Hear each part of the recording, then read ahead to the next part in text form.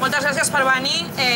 Us parla l'Elba Mancilla, soc col·laboradora habitual del periòdic de comunicació popular La Burxa i avui estic aquí per presentar una mica la roda de premsa en relació als processos judicials i a la campanya de solidaritat amb els encausats per l'efecte Can Vies. Ens acompanyen avui la Núria González, que és de la xarxa de familiars de detingudes, la Elena Torrero, que és de l'Assemblea de Detingudes, i l'Anaïs Franquesa, que és l'advocada que serem les diferents persones que prendrem la paraula avui. En el meu cas particular us parlaré en representació del grup de persones i col·lectius que configurem l'Assemblea de Barri de Sants, que és un espai polític, social i cultural autònom que aplega espais autogestionats com Can Batlló, com Can Vies mateix, així com entitats diverses, com cooperatives de treball i de consum autogestionades, col·lectius polítics de transformació social o mitjans de comunicació popular del barri de Sants. Des de l'Assemblea, en els darrers 15 anys, s'han impulsat campanyes reivindicatives, iniciatives autogestionades a nivell local molt diverses, com per exemple les mobilitzacions per un 12 d'octubre lliure de feixistes, la Festa Major Alternativa de Sants, que a la passada edició va celebrar el 20è aniversari, o la Setmana de Mobilitzacions en Defensa de Can Vies, un centre social ocupat autogestionat amb 17 anys de trajectòria que forma part i nodreix la xarxa d'afinitats i equipaments de gestió comunitària del barri de Sants.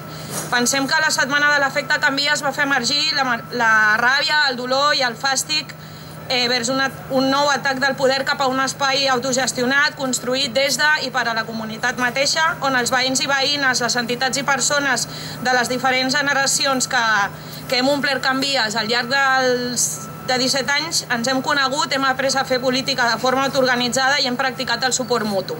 Can Vies és un espai d'autonomia àmpliament legitimat socialment i amb clara vocació de transformació social i que ha tingut sempre com a premissa de partida la defensa de la comunitat i del barri per damunt de tot. Recuperar i reconstruir Can Vies ha significat reconquerir un bé comú urbà que ha contribuït de forma decisiva a fer la comunitat heterogènia que som i que amb el temps ha desbordat les 4 parets del centre social per escampar-se arreu, tot expressant la dignitat d'alberg dels barris en aquesta ciutat morta i denunciant la caducitat de la democràcia autoritària de mercat heredada del règim del 78. Però en el combat pel dret a la ciutat que tingué lloc a Sants durant la Setmana de l'efecte Can Vies, en què el barri va mostrar la versió més combativa, el poder també va mostrar la seva cara més dura.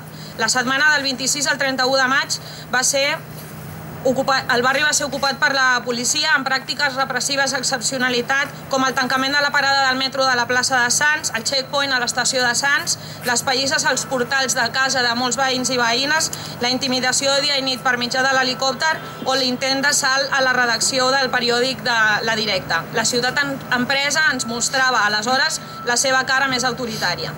L'efecte Can Vies va deixar com a conseqüència desenes de veïnes ferides per les càrregues policials i 84 persones detingudes i amb càrrecs per sortir al carrer a mostrar la seva solidaritat i indignació.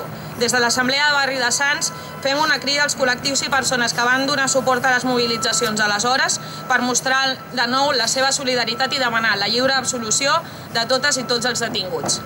Us passo ara la paraula a l'Elena Torrero de l'Assemblea de Detingudes.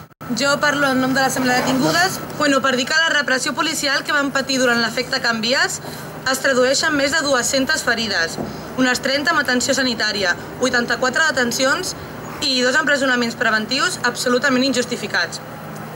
Aquestes detencions es van produir de forma totalment arbitrària, amb l'objectiu de mantenir l'estat d'excepció al barri, de justificar la violència policial i de vetar les llibertats durant una setmana sencera. Però vam sortir al carrer igualment per defensar allò que creiem just. Vam ser perseguides, colpejades i detingudes, amb el desgast emocional i també econòmic que això suposa. Creien que això ens aturaria, que ens posarien la por al cos, però seguirem sortint al carrer en defensa del que creiem legítim i sobretot seguirem creant xarxes de solidaritat i de suport mutu. En aquest sentit, també fem nostres les demandes de les represaliades del cas 4F i ens solidaritzem amb totes les que han patit i pateixen els calabossos i els jutjats el pes de la repressió pel seu activisme. També volem denunciar el tracte rebut a la comissaria dels calabossos, totalment indegut i que ens va crear un desgast emocional que encara seguim patint. I tornant al tema de Can Vies, dir que eren milers les que vam sortir aquells dies al carrer per defensar allò que creiem. I ara tornem a fer una crida per omplir de nou els carrers per donar suport a les companyes que serem jutjades, de les quals demanem l'absolució immediata. Així, us demanem que el dia 25 de gener us convoquem a una jornada solidària que farem aquí. Començarà a Can Vies, al barri de Sants, amb un cercavila, amb un dinar popular i concerts solidaris. I també us convoquem els dies 27, 28 i 29 de gener amb una concentració per donar suport davant dels jutjats a les represaliades que seran jutjades. Ara us passo a Núria, que és la representant de la xarxa de mares de detingudes. Bon dia, em dic Núria i sóc la mare d'un dels detinguts i formo part de la xarxa de familiars de detingudes. La xarxa de familiars de detingudes és un grup de mares de nois i noies detinguts per l'afers de Can Vies. I ens vam reunir a finals de desembre passat, ens vam trobar i vam decidir crear la xarxa de familiars de detingudes, la qual a dia d'avui ja aglutina a familiars encausades, víctimes de la repressió més enllà de l'efecte de Can Vies. Té 3 objectius fonamentals. El primer objectiu és donar acollida i suport als familiars de les persones detingudes, propiciant la seva autoestima i afavorint l'apropament vers els nois i noies. El segon objectiu, trencar els esquemes actualment dominants que criminalitzen els nostres fills i filles, portant a terme en cada moment les accions adequades a tal fi. El tercer objectiu, treballar conjuntament amb entitats afins amb la voluntat de sumar esforços i no dificultar els processos judicials.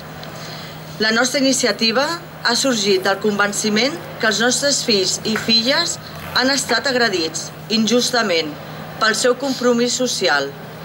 Això ens fa dir que ens dol profundament el tracte rebut per ells i per tantes i tantes persones amb fets i accions similars.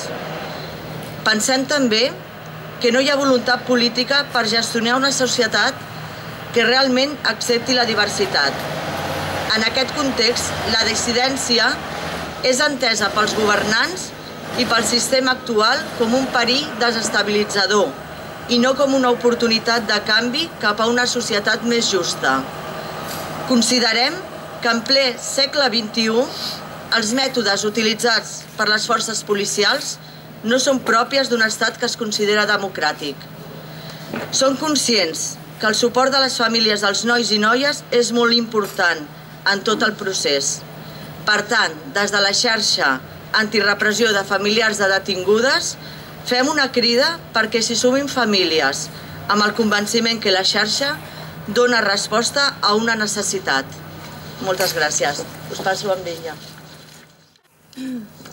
Bon dia, jo soc una de les advocades que porta alguns dels casos de persones detingudes aquella setmana a Can Vies. N'hi ha molts més, perquè de detingudes n'hi ha fins a 84.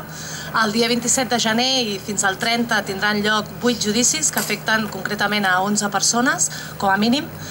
Les peticions fiscals van des dels 2 anys de presó fins a gairebé 6. Aquestes peticions ja d'entrada són absolutament desproporcionades. Hi ha casos en els que fins i tot es demanen 5 anys i 10 mesos pel llançament d'una llauna o per altres fets que ni molt menys responen a una petició tan elevada. I el que voldríem destacar des de els juristes i advocats que portem alguns d'aquests temes és, primer, el que va succeir aquella setmana. Aquella setmana hi va haver una arbitrarietat i aleatorietat en les detencions. Hi va haver moltíssimes persones detingudes. Hi va haver també, així està denunciat, moltíssimes agressions policials, tant al carrer com també, en alguns casos, en dependències policials.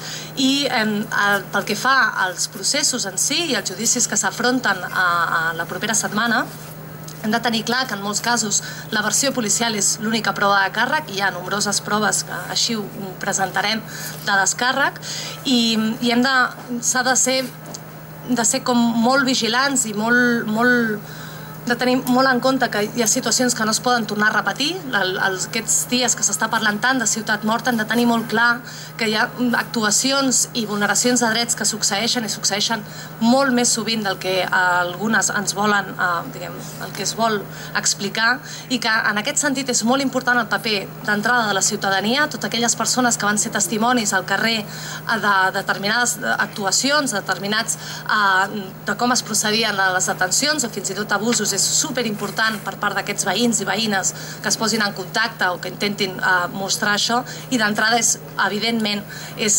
fonamental el respecte a les garanties dintre del propi procés judicial.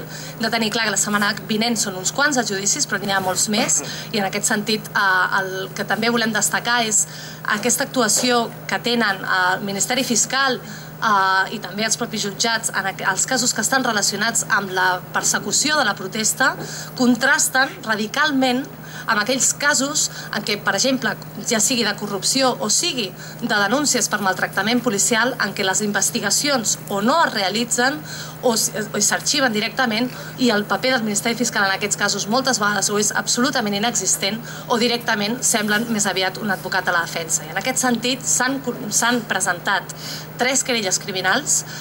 Un dels fets són els que van tenir lloc en un portal del barri de Sants, en el que diverses persones van ser reiteradament colpejades. Hi ha també una altra querella criminal per un noi que va patir una agressió a l'orella, que malgrat les nombroses evidències, fotografies, i dient que estava absolutament televisat la pròpia agressió, aquest noi que anava en bicicleta, la denúncia ha estat arxivada per part del jutjat d'instrucció, no es pretén investigar més enllà. I després, finalment, hi ha una altra querella criminal presentada per una agressió que van rebre 4 nois absolutament indefensos en el moment de ser detinguts. I aleshores volem posar de manifest la doble vara de medir i com s'actua en uns casos i com s'actua en els altres, tenint molt clar que hi ha un dret penal de l'amic i el dret penal de l'enemic. I això ens preocupa profundament i creiem que és important posar-ho de manifest. No sé si hi ha preguntes d'algun tipus, ja sigui de cara als processos judicials o de... Com a mínim que nosaltres tinguem així controlats són 8. Segurament són molts més, perquè òbviament no tenim control de tots. Els que hi ha la setmana que ve són aquells que han anat per procediment de judici ràpid. Hi ha d'altres judicis que estan anant per procediment abreujat, normal, i per tant encara estan en fase d'instrucció. Són els primers aquests? Aquests, bueno, no. El primer va ser el de Sergi Rubia, que recordem que va ser, malgrat que es va passar, això també és un fet a destacar, malgrat que se li va acordar presó preventiva i va estar a presó, després ha estat una sentència absolutòria que a més va ser dictada l'endemà de la celebració del judici, per la qual la celeritat en aquest cas sí que ha estat sorprenent. I per tant no són els primers, també se n'han celebrat 2, però diguem que sí que són la setmana més plena. I la resta està programat pròximament o desconeixeu?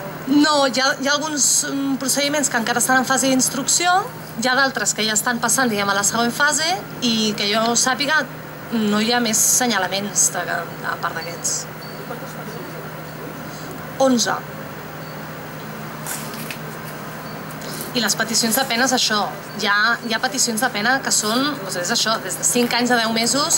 Hi ha un cas també que és com alarmant, que és el d'una fotoperiodista que estava fent fotografies del que estava succeint i va acabar detinguda precisament per això. Vull dir, com a periodista sí que és... Podeu explicar una miqueta de com acusa a les diferents acusacions que hi ha? Deies el tema de la llauna? Sí.